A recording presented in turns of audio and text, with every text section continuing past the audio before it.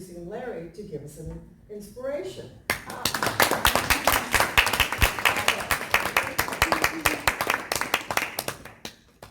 Well, I'll tell you a story that happened actually a long time ago when I was a teenager, but it's a really cool story. And I'm not sure what made me think about it just recently, but here it is. I grew up in an old home, and any of you who've ever lived in an old home know that they have certain characteristics. That would be that, you know, insects and things get in. And that's just part of being in an old home. So we were doing some renovation in our upstairs bathroom, but part of it was still functional, which I proceeded to sit down and start using. And then I heard a very loud buzzing, which was very clear to me it was a wasp. Because when you grow up in the country and you've been stung a few times, you recognize the different sounds, which of course concerned me due to my present situation. I looked over and I saw the wasp was actually caught by just the tip of one wing on a spider web. So I still had a lot of movement, which surprised me. I would have thought he would have been a little more tangled, but a lot of movement. Then I saw the spider. Now the spider was about, you grow up in the country, you know, I did you just grow up ignore in this the stuff. country. I've seen lots of spiders. The spider was about the size of the head of the wasp. I mean, it was just the tiniest thing. And I thought, okay, this is going to be bad because probably two things are going to happen here. The wasp is going to die because it can't get out of the web. But when that spider gets close enough, the wasp is going to kill the spider because it is dramatically larger and stronger. So the spider got a little closer and then stopped. And the bee stopped just for a split second. And the spider got a leg and backed off. And the bee, of course, then was going crazy. And the spider very, very slowly worked its way around behind the bee. And once again, when the bee stopped, just for a split second, got the other wing. And it was fascinating to watch because the spider was very systematic in what it was doing. A leg, another leg, the body, and it was very careful not to get too close to the wasp. But clearly, it had no idea how much larger the wasp was than it. I don't know what goes on in spider brains. Anything goes on in spider brains other than food. And eventually, the spider got the wasp pretty well tied up, and I'm sure ate well that evening. I didn't watch the whole thing, while my legs were falling asleep. But the point is, as human beings, maybe a disadvantage we have is we can see the size of the obstacles we face. And that can intimidate us into not acting. And I know I actually, those of you who know me know, okay, my job is listening and selling real estate, but I do ropes courses on the side. And I did one today with a leadership group. And I watched some people face, of course I took them on the most difficult high element we have. And I watched people face absolute terror and push through it because of the encouragement of the people around them, which I kind of see us being when people are terrified to get up and speak for whatever reason. The support of a group that's not going to condemn them, but is going to be supportive and encouraging makes a big difference. So think about my little story there, and you don't need to remember the legs on. But think about the idea that the spider really ate well because it didn't take into consideration the size difference or the danger of the wasp.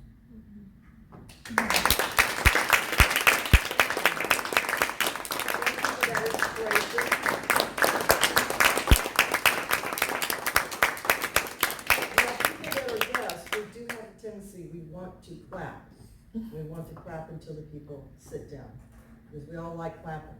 And Beth, was there another reason why we clapped? For encouragement, There you go. because this is probably one of the only places where you're going to get applauded no matter how well or great or better or best you do. There you go. You're still going to get applause. So thank you. And now I would like to introduce Bakari, who is going to be the Toastmaster of the evening.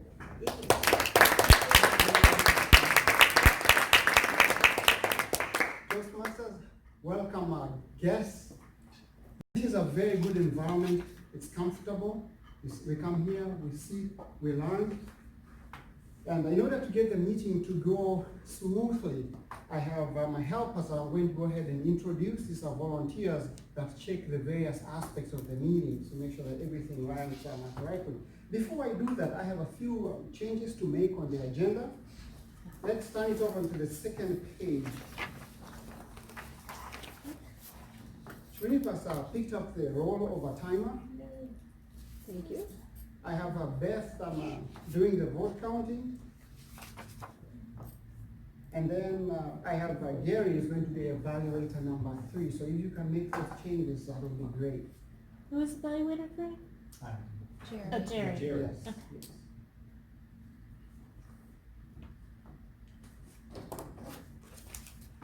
Right? Now I'm going to go ahead and introduce my helpers. I'm going to start with the grammarian. You could please stand up and explain the role. As a grammarian, I'm responsible for listening to your sentence structure, your grammar, your word choice, and I listen very well. And then we'll make some corrective corrective motions for you when you're done with that. It's to make sure that we're all on the same page, because when you do use correct grammar, the communication is even better, it's enhanced. The special part is I'm also the word of the day. So I get to come up here. That's next, right? That's correct. Oh, good. Good deal. So, the word of the day. Oops. I just wrote on it. Oh, And no. I put my big thumb on it. Hold on. And we don't want to miss the first. Holy cow, I don't want to miss the first. Because I'm sure everybody cares about how it's spelled too. Okay, here we go. The word is verbose. It's an adjective containing more words than necessary or impaired by wordiness. And I have a sentence that I place that in, and it's Toastmaster members become very verbose when describing the benefits of joining Club 1082. And I will be keeping track of how many times you use that word, so try to pepper that in your speech or just your conversation, because you win a prize at the end, which is lots of clap. Clap. And you can clap if good heart. Thank you. Thank you. Our next helper is Jody. She's going to be the R counter for tonight. Okay, so I will be noting any word or sound, like a sound or a word, like used as a crutch, like that sort of thing. Usually stuff you say when you're trying to think of what to say. Just like that. Words may be inappropriate interjections, such as and, well, but, so, and you know. Sounds may be or You should also note when a speaker repeats a word or a phrase such as I, or this means, repetition. The same word.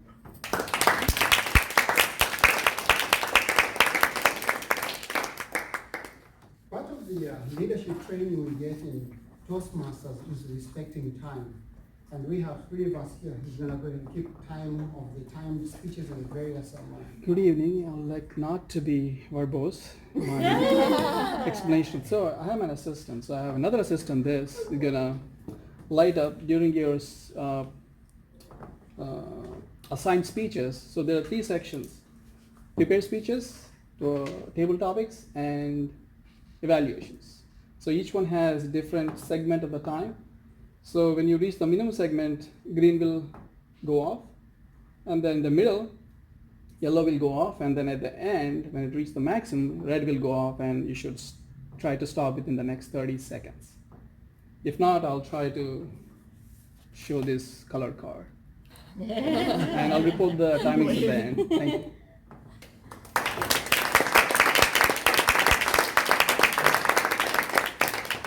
Our next helper is Beth. She's going to be our vote counter for tonight.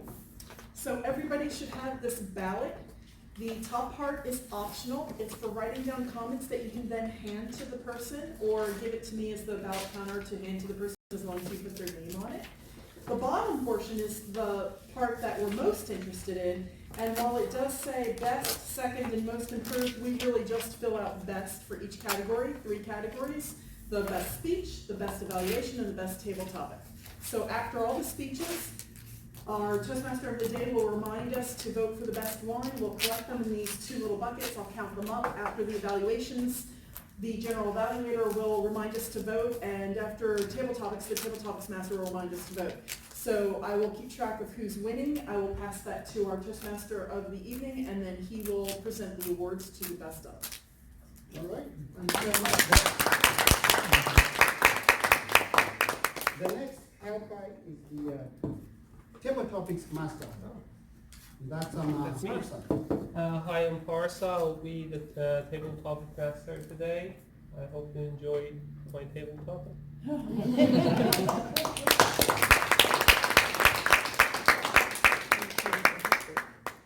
And this is my favorite part of the evening. Tonight, we're very fortunate to have 3 speakers that we're going to go ahead and listen to. And this is a part that you actually sit back, enjoy, relax, and really learn a lot. Our first speaker is going to be Gerry Stevens. He is doing Pathway Level 2, connecting with your audience. This is about a 5 to 7 minute speech.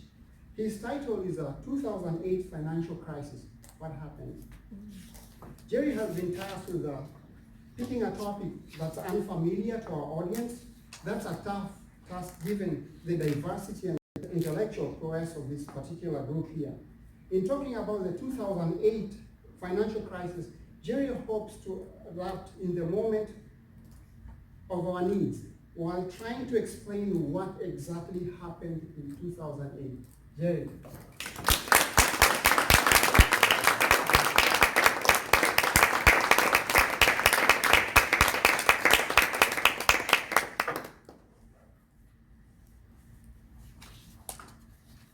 Everyone in this room lived through the 2008 financial crisis.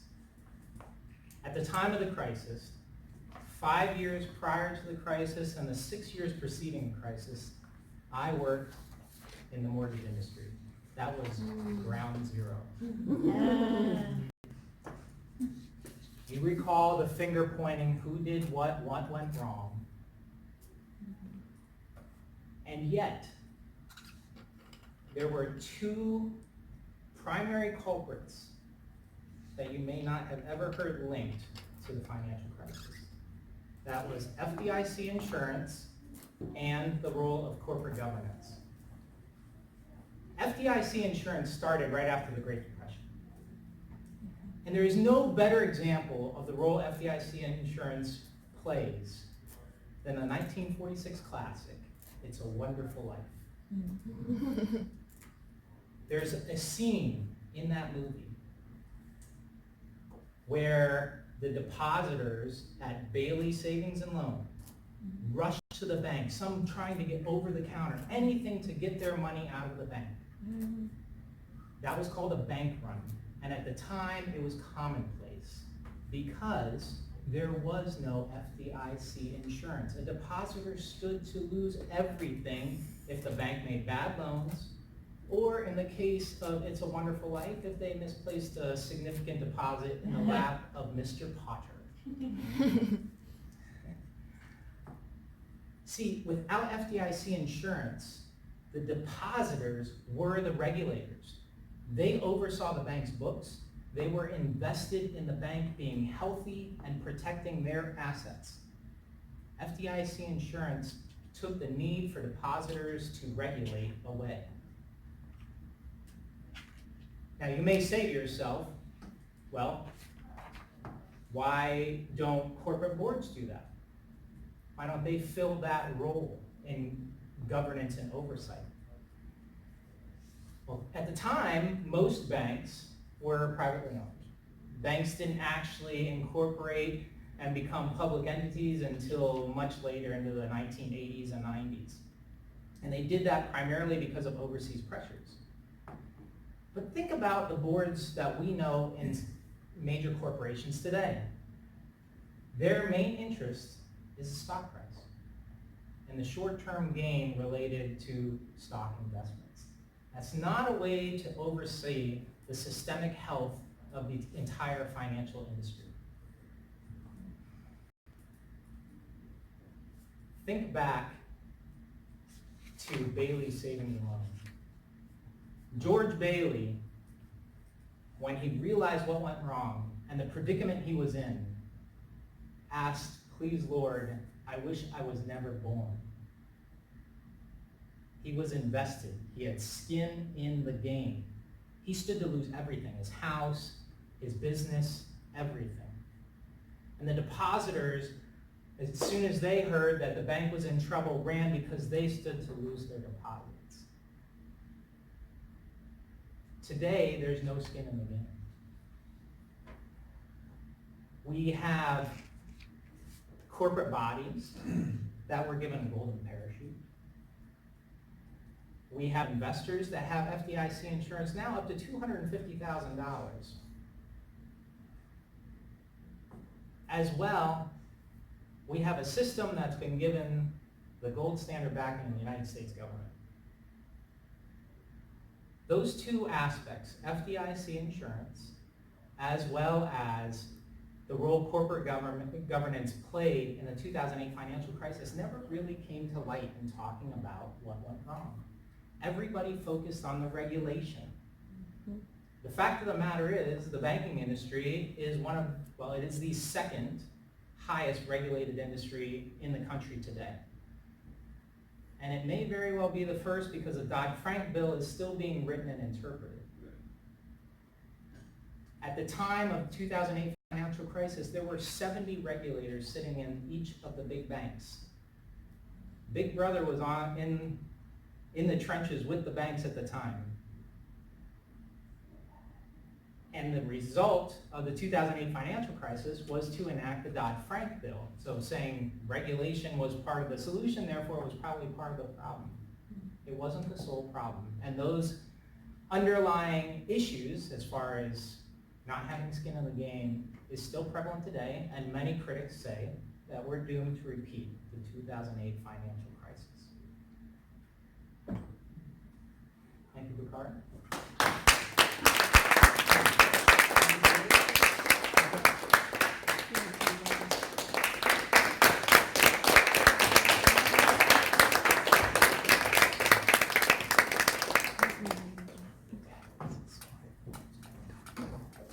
Our next speaker is Unwoo. She's doing a Pathways Level 2 Introduction to Toastmasters Mentoring. It's a 5 to 7 minute speech.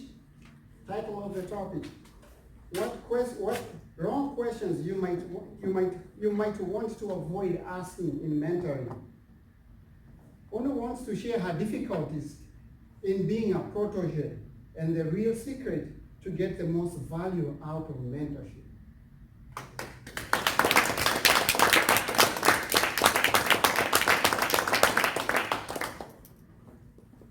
Having a mentor is a great experience. A mentor is an experienced member who can provide guidance and support to empower the protege to reach their goals. Through Toastmaster mentoring, I could gain self-confidence even though I'm speaking in my second language, challenge myself to be a club officer, and aim high, such as the International Speech Contest. Having a supportive mentor who is willing to listen without judgment, provide guidance, and answer questions brings me a wonderful feeling that I appreciate every day. However, mentoring wasn't always successful. I struggled a lot at the beginning, thinking, why having a good mentor is so hard? Having a successful mentor-protege relationship is like having a perfect avocado toast. You can have your toast in a million ways, but there's one thing you want to avoid: burning your toast. Having a successful mentor-protege relationship, you can have in your million ways. However, here's one thing you might want to avoid.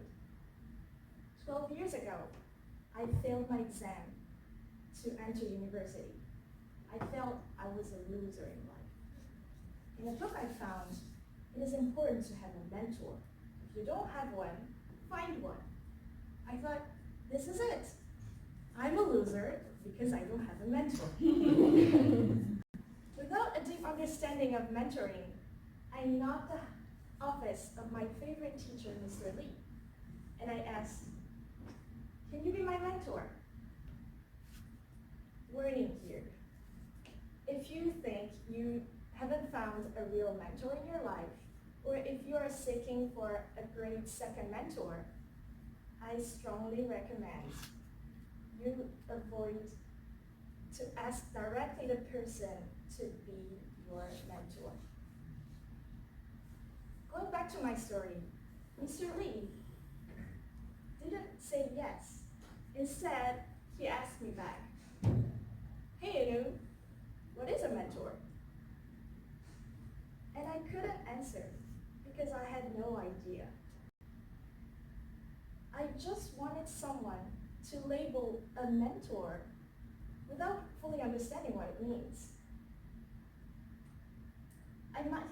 Maybe I thought something like a magical genie that would just solve my problems. Asking someone to fill the role of a mentor is unlikely to result in a quick yes, because it's too big, too open-ended, and you feel vague. So, my favorite teacher, Lee, Mr. Lee, ended up not being my mentor. Not because he was mean, just because I started from the wrong point. Having an assigned mentor, however, the situation might be a little bit different. Nowadays, a lot of programs involve mentoring. At Toastmasters, at work, at career-related events. I have been lucky to be involved in the diverse mentoring programs where a particular person was assigned to mentor me for several years, several months, or even a year. But frankly speaking, I was unclear what that meant. It was awkward to have that mentoring conversation monthly or bi-weekly. I was at a loss, and I had nothing to say. So my conversation and meetings tended to result in random talks as a diversionary tactic, such as talking about how awesome is my tomato tree growing in my balcony.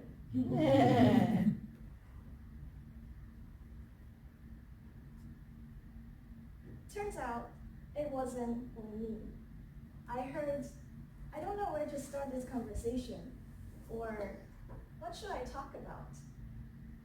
Having a mentor is great, but being matched with someone without clarity about the expectation can be awkward and less helpful.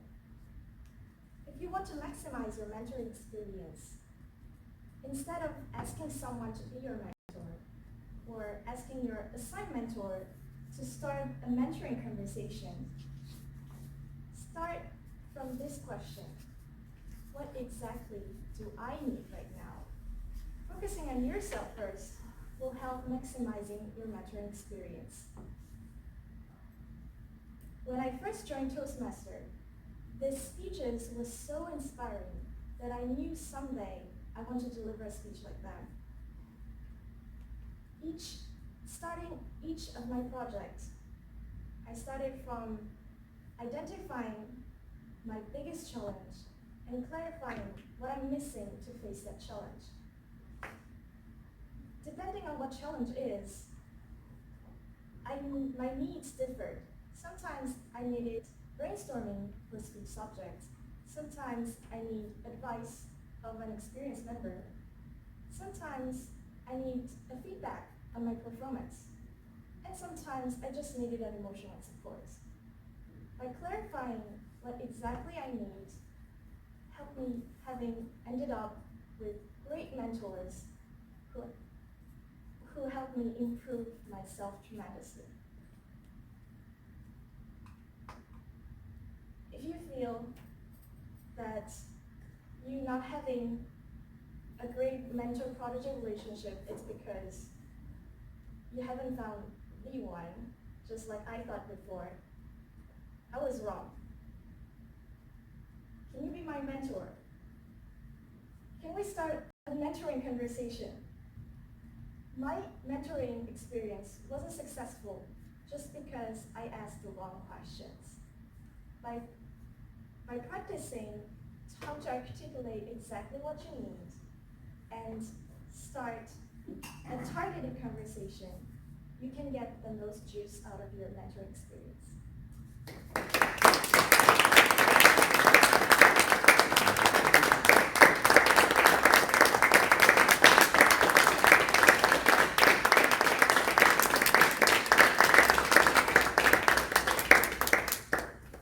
Thank you very much, Unwoo. I completely relate. If I had a mentor, I'd have gotten where I needed to go much faster.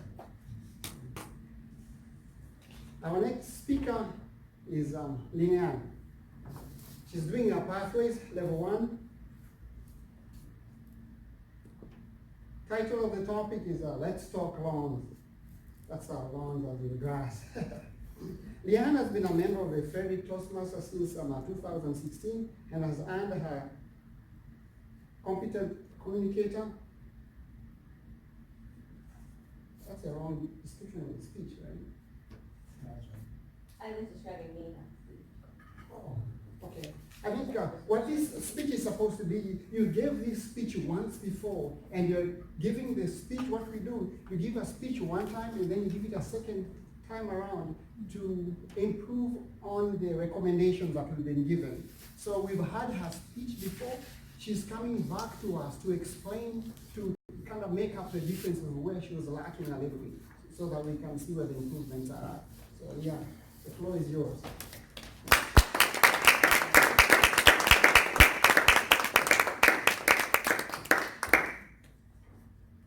Good evening, fellow Toastmasters. Yes. Let's talk lawns.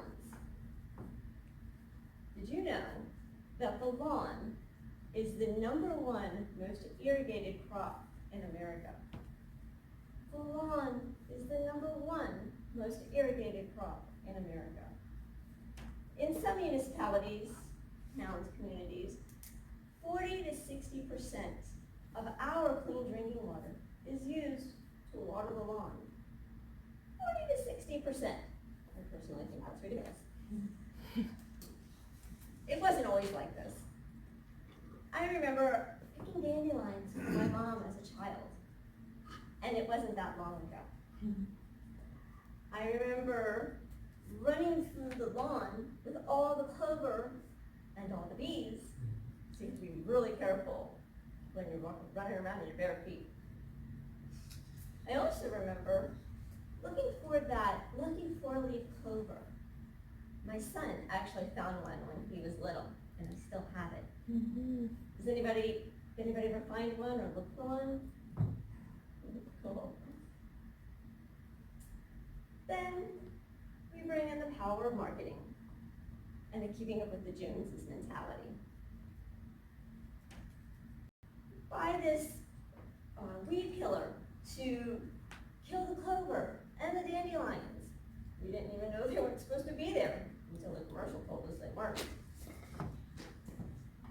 Grow your flowers 3 times as big and be the envy of your neighbors. We didn't know we were supposed to grow our flowers 3 times as big until the commercial told us we were supposed to. So we spray our weed killer and we sprinkle our fertilizer and we water the lawn, and then all those chemicals go down into our waterways, but that's a subject for another speech. But what we get is our perfectly green, pristine lawn. And I think I recall when this whole thing started, people wanted their lawns to look like golf courses. So that's what you get to the line. They wanted the lines as golf courses. lawn has absolutely no redeeming ecological value. It does not provide food or habitat for any creature. It is a vast wasteland, a vast desert, eating up our time, our energy, and our clean drinking water. How'd you get a kick out of that one? What if there was a better way?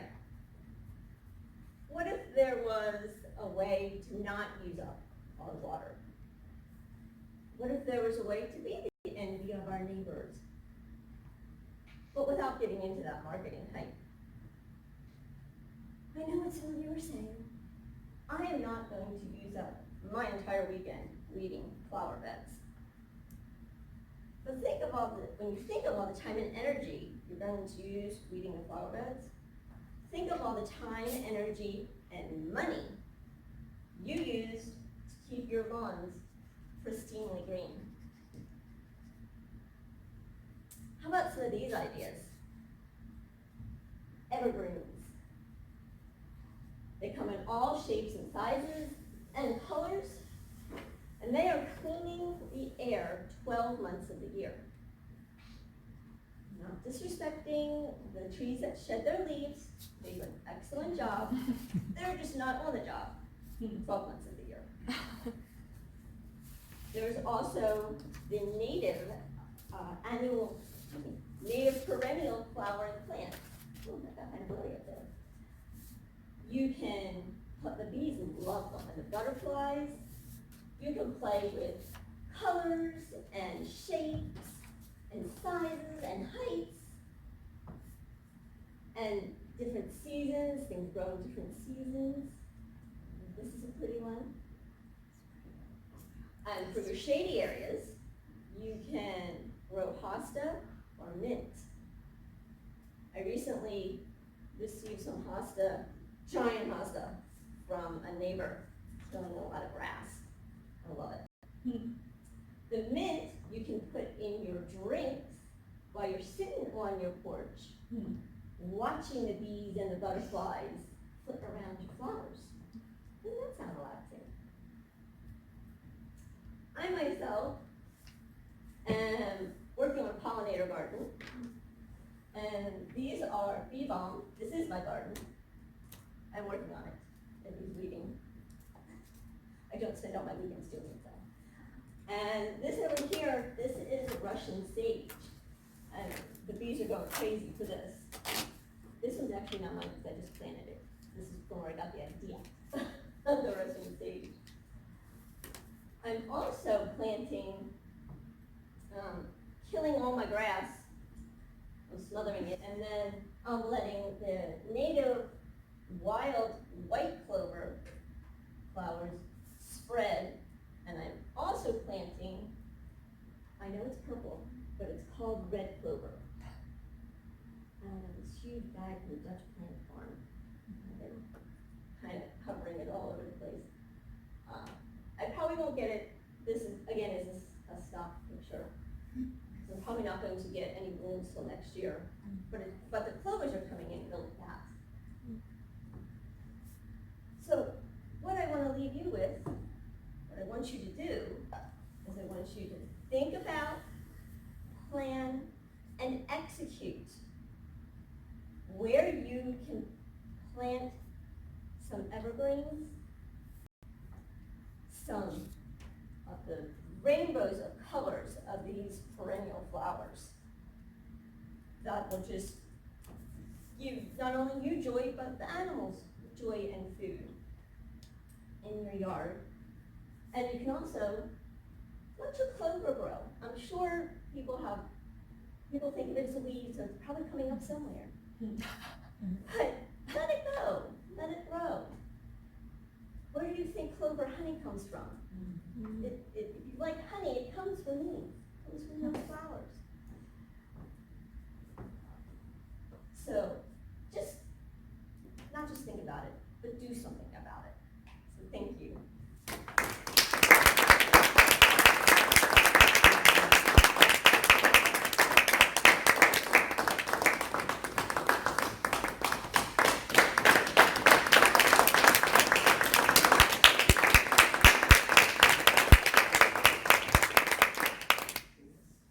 Thank you very much, Leann. Now we get to vote, please.